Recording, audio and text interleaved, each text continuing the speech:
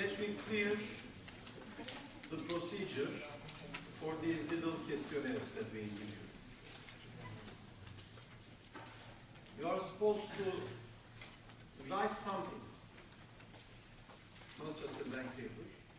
You can write, I understood everything. You can write, I understood nothing. Or you can write, I did not understand such and such. But you have to write something. It has to be short. You have to give your paper personally. You should not bring, collect your friends' papers and here are 5 papers for my friends. Don't do that. That's not accepted. One person, one piece of paper, out. Don't come back into the classroom. Okay? That's how it goes. Now, I will quickly at what you wrote. I will look at it later again. There are many questions about having not understood this formula in the exam.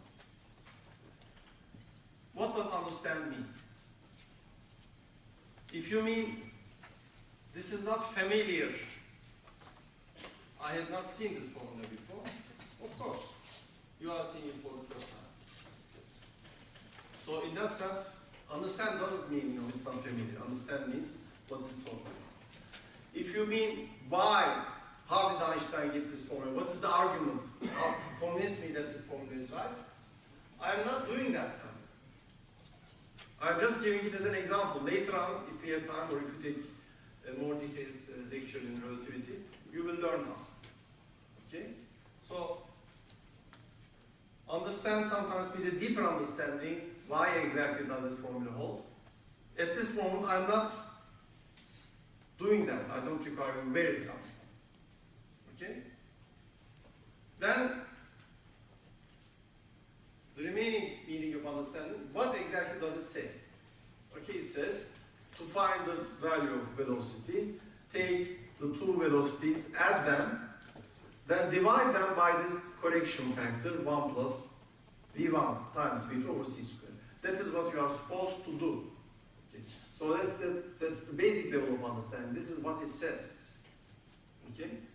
If you understand that, then the reason I use it as an example is to show you that something that holds for small enough, slow enough velocities brings the question, what is small enough? Enough is something qualitative. Enough according to what? Okay? So the point of the example is, in any scientific discussion, when you use approximations, which you always do, because when you measure, your measurement devices have some accuracy, you can make some errors, and when you calculate, your calculating devices have some accuracy. Okay? You, or the person, the scientist, the observer, the person reading the paper, has to decide what level of accuracy is justified, available in instruments, or that you want. Okay? So if you want, or if you have a gadget that can measure, let me not use the same example, let me use, for example, just distance. Okay? I walked along here. How far have I walked? I asked you, and you take a meter stick and measure, one more, and you say, well, you have walked 3.1 meters. Well, that's believable. But because your meter stick will have centimeter ticks, 3.1 meters you can measure. But if you say, you think that, okay, the teacher wants a good answer, so let me make a very accurate measurement, and you look at the millimeters in there and use a magnifying glass and come back to me and say, you have 3.167 meters. This is not justified because I will immediately tell you your meter stick doesn't measure that. You just guess that. Okay? So, whenever you are talking about which formula to use, which is better, which is approximate, what is enough accuracy, That depends on the situation, that depends on the measurement. So that's why I said in this problem, in the example, the speeds are known to 1%. Okay? So there's no point in holding to a correction which is smaller than that. The details are not important, there is 5 or 1 or 1. But the main point is, okay, you don't believe things which claim much higher exact knowledge than what is available. Okay? This is common sense.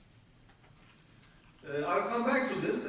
I just gave the example in passing because later on, probably in the next lecture, I will discuss with numerical examples what is scientific notation, how do you write numbers. Okay, in fact, we will start with a discussion of mathematics. What is mathematical language? How do you read an equation? And try to understand it at the first level. What does it say? Okay, we'll start from there. So don't worry. And don't try to go much deeper about the examples because I'm just using them as examples now. I'm not telling you why this formula comes out. Of course, it also comes out from experiments, but this is not our topic now. Okay? Second, there's an announcement.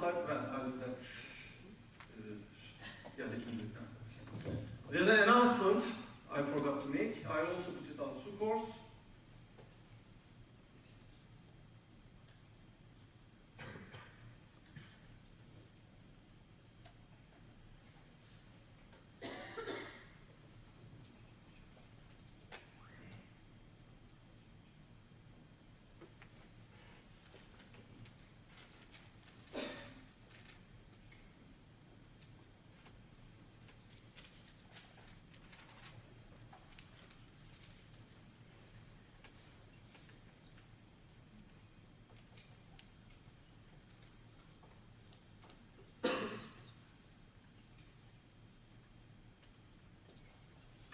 Check it on SuCourse. I'm not going to write it down, but I'll tell you. In this NS101 course, for several years now, we are offering some extra lectures. This is outside the course. They are not graded. They do not affect your course grade at all.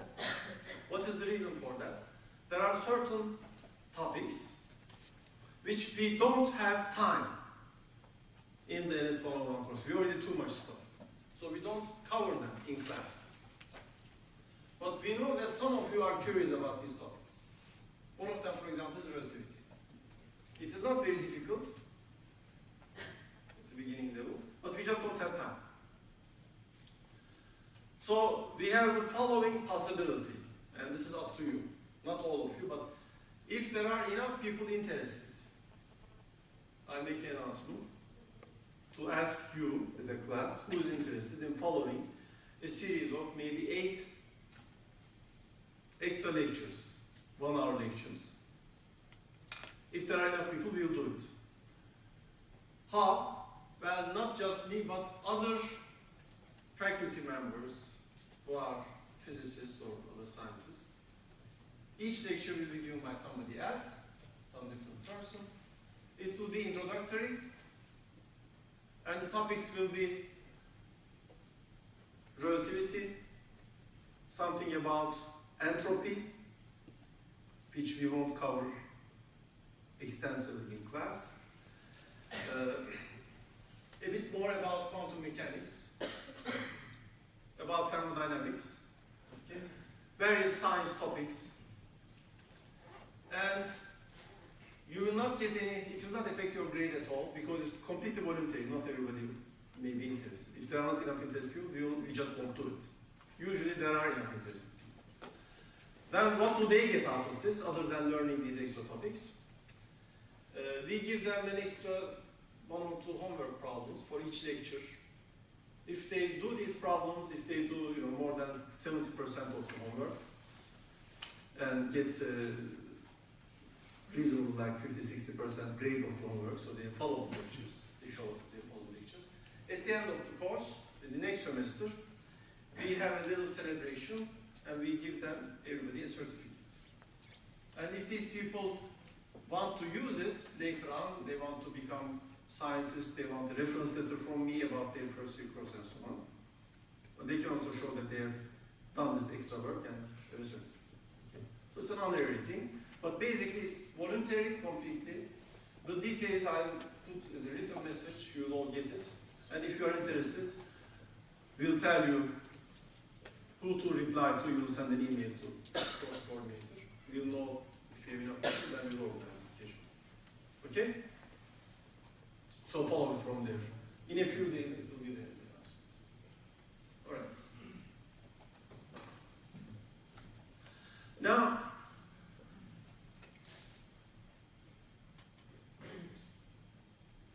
I want to talk a little bit about the relation between the different sciences. What is the relation between physics and astronomy and chemistry and geology and biology and social sciences, psychology, etc.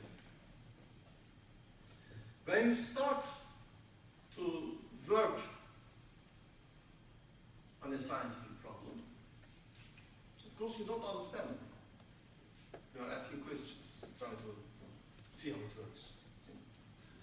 And usually you come up against something that you don't understand. And the question you ask is, well, I don't understand this, but to understand this at all, I don't seem to know something else. What do I need to understand before I get to this point? So it leads to other things. But there is a structure that you go from this to that. And that has happened not just to individual scientists, but for science as a practice historically.